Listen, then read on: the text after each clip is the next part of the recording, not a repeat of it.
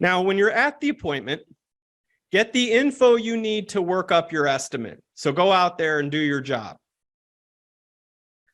The next steps for closing the sale are going to differ depending on if you're going to give them a quote right there on the site, or if you need to go back to your office and run the numbers. Let's assume you need to go back to the office, okay? That this is going to be a bigger estimate and you need to run the numbers first.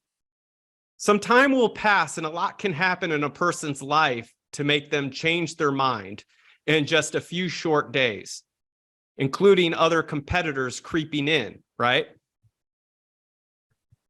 So before you leave the site, try saying this: Betsy, I'll start getting to work on this estimate today.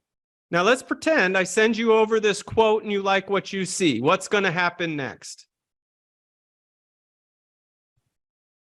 Ideally, you want them to repeat what they initially told you on the phone before you drove out there.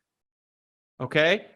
But now that you're out there, have them repeat it to you again. Well, I would most likely go with you, which if you've done your due diligence and you've covered all these questions, that's probably what she's going to say.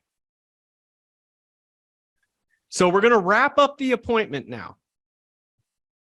We're almost done. The appointment went really well. Good job. But we need to look out for any unforeseen circumstances that can kill our sale. All right. So here's how we do that. You can try saying this. Okay. Right before you leave. By the way, Betsy, if my proposal meets all your conditions of satisfaction, including price, what, if anything, could you see possibly standing in the way of getting started? Here we're having her or him search for whatever could be lingering in the background that we don't know about. And this can bring up additional objections or issues that you did not know before. And it gives you an opportunity to cover those before you leave the appointment. Okay? Because you're right there in front of them. So it's very easy for you to handle these objections when you're right there in front of them. All right. So we're going to keep this one simple. And Betsy's going to say, no, you did a good job. And if I like what I see, I'll move forward. Okay. Prospect says nothing. All right. So we've done a pretty good job covering all our bases and can go back and now do our estimate. We have one final step before we leave this appointment. Okay. So we're in front of Betsy Sue and she's told us there's nothing standing in the way.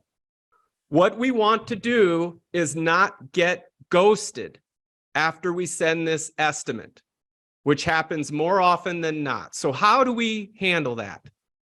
We set up what's called an estimate review call.